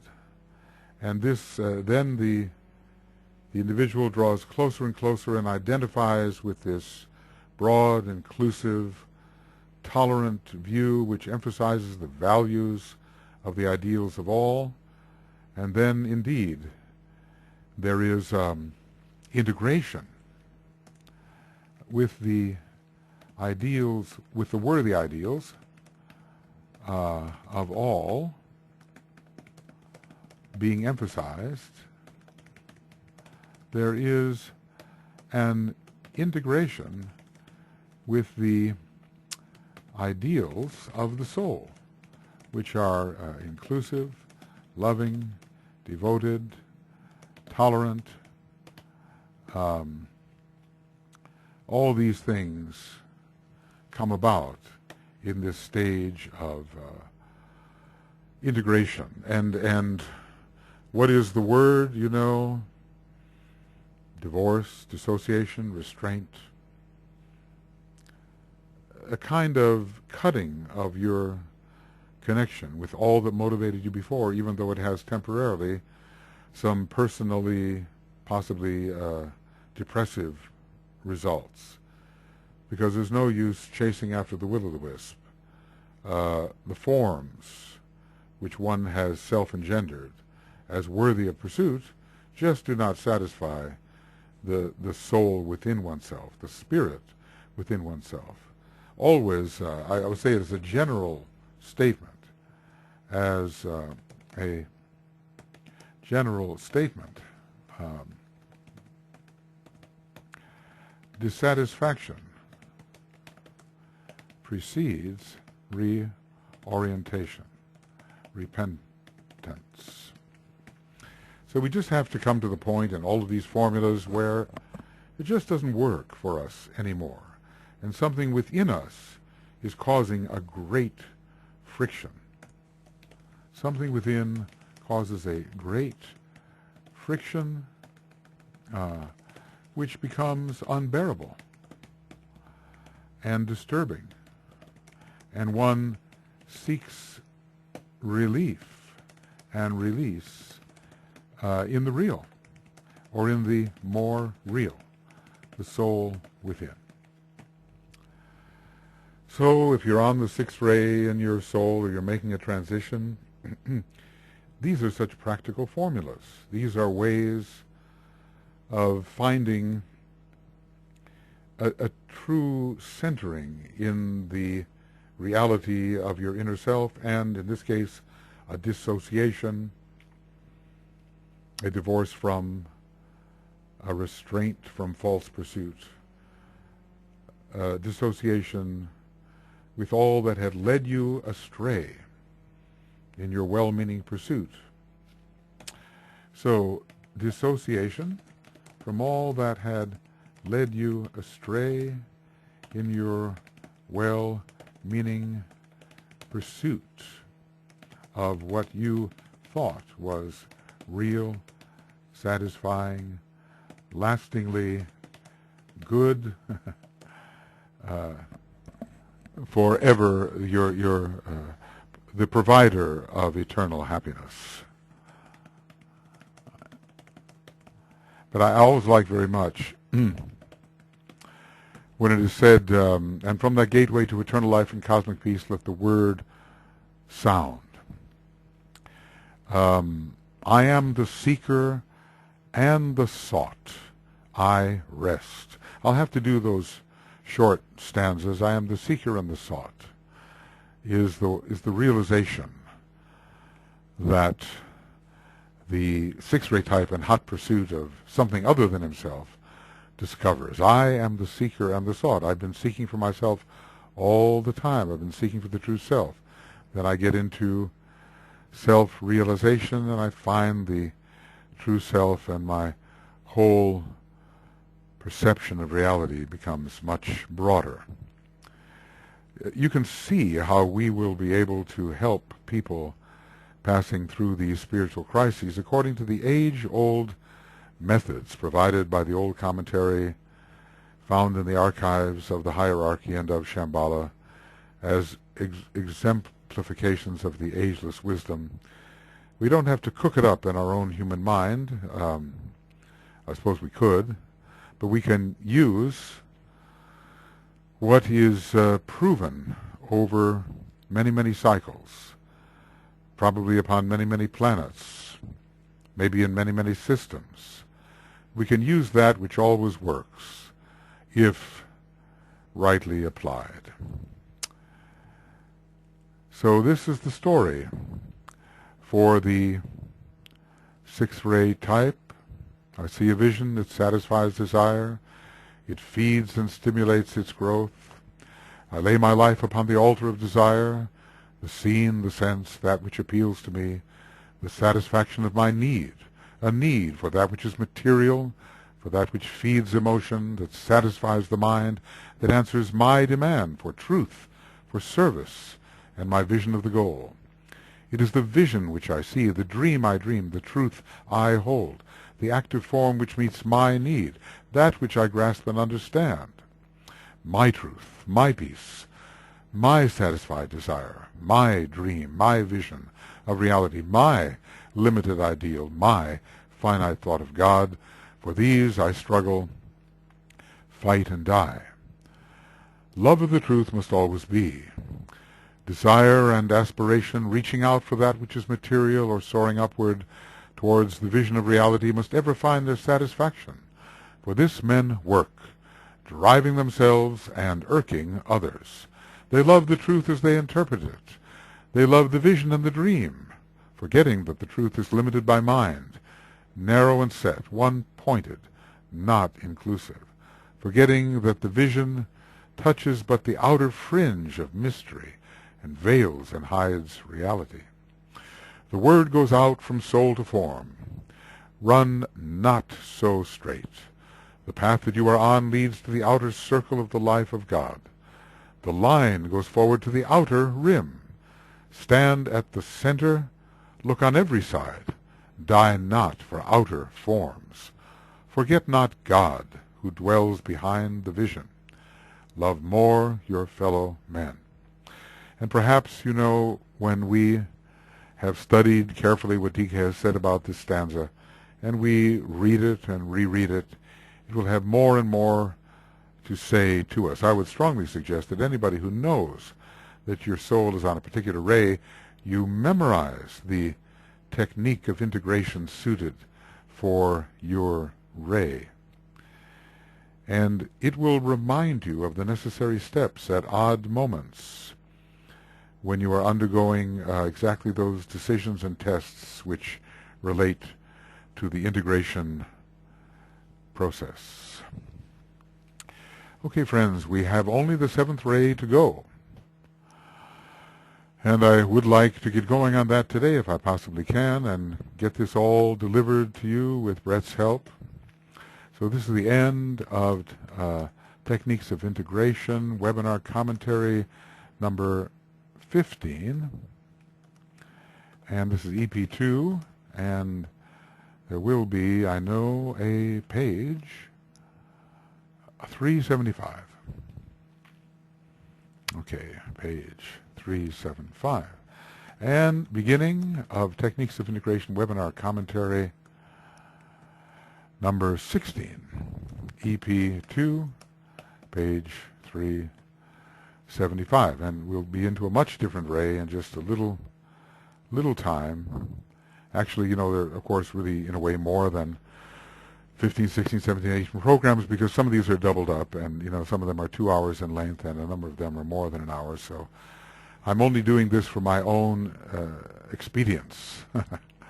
Maybe, I don't know if it's so good for you. I hope it is. I hope it's okay. But it allows me to move forward without the interruption of changing programs and getting involved in all the technology, which can cause a lot of trouble, losing the train of thought and so forth. So let's close with the great invocation. I think it'd be a good thing to do.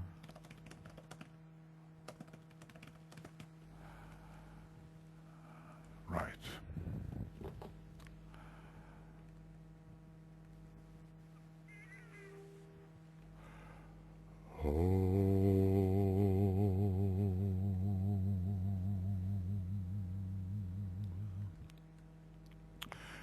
From the point of light within the mind of God, let light stream forth into the minds of men.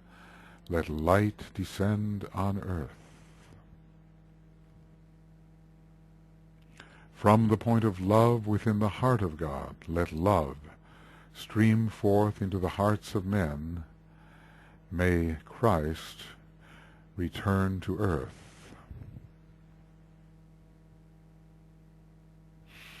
From the center where the will of God is known, let purpose guide the little wills of men, the purpose which the masters know and serve. From the center which we call the race of men, let the plan of love and light work out, and may it seal the door where evil dwells. Let light and love and power restore the plan on earth.